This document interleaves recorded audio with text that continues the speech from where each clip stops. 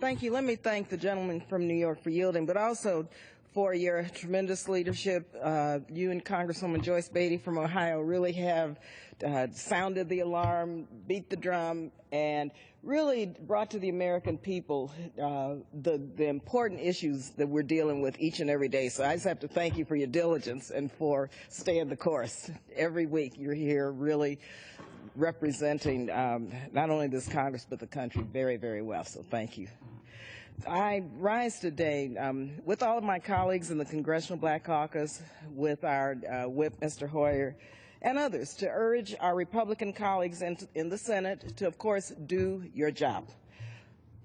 Also, let me just remind us that, once again, the President is trying to meet his constitutional obligation once again. He's trying to do what he is supposed to do, and that's nominate Justice Scalia's replacement to our nation's highest court. And Senate Republicans have a constitutional responsibility to give the President's nominee a speedy and fair hearing, followed up with a simple up or down vote.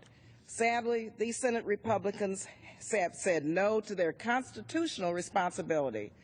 The Supreme Court has the huge responsibility of deciding cases that impact every aspect of American life, from our elections and college admissions to scientific patents and a woman's right to make her own health care decisions.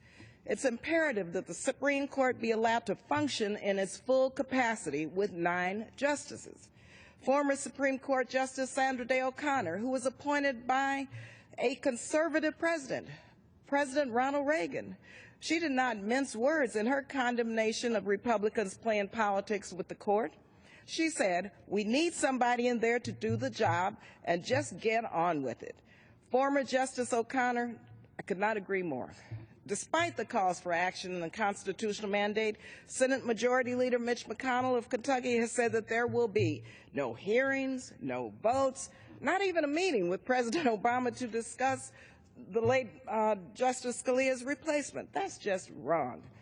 His actions prompted the New York Times to editorialize that he, and I quote, seems to have lost touch with reality and the Constitution. Speaking of Majority Leader Mitch McConnell. Mr. Speaker, I'd like unanimous consent to insert a couple of New York Times articles into the record. Without objection. Thank you. The title of these articles, one is Black Sea Bias and Delay on Scalia's Successor. The other one is New York Times article, Senate Republicans Lose Their Minds on a Supreme Court Seat. Likewise, Judiciary Committee Chair Charles Grassley of Iowa led a letter to Majority Leader signed by all of the Republican committee members confirming their resolve to not have hearings or a vote on the nominee. This is downright ludicrous. Republicans cannot and should not use the Supreme Court to push their radical political agenda. The Constitution is clear, Mr. Speaker. Article 2, Section 2, he shall have the power by and with the advice and consent of the Senate shall appoint ambassadors, other public ministers, counsels, and judges of the Supreme Court. Nowhere in the Constitution does it say except in an election year or except when the president is a Democrat or when Republicans have spent the last 7 years actively working to subvert every policy that a president elected by nearly 70 million Americans. The Constitution doesn't say that. This is simply unacceptable, and the American people deserve better. For more than a century, every single Supreme Court nominee has received a vote on the floor of the United States Senate.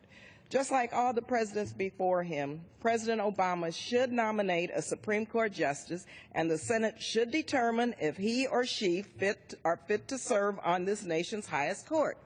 Instead, Republicans are holding the Supreme Court and the American people hostage. Their action, in the words of the New York Times, is simply, quote, and I quote, panic masquerading as strength. The Senate has a responsibility to at least consider the president's Supreme Court nominee, and by refusing to do so, they are failing their constituents and their nation. So, Mr. Speaker, it's really past time for Majority Leader McConnell and the rest of the Republican leadership to do their jobs and work to get a new Supreme Court justice. The Supreme Court is way too important to be used as a political bargaining chip. Enough is enough. So once again, I join my colleagues, Congressman Jeffries, Congresswoman, members of the Congressional Black Caucus, and the American people in saying, do your job. With that, I yield back.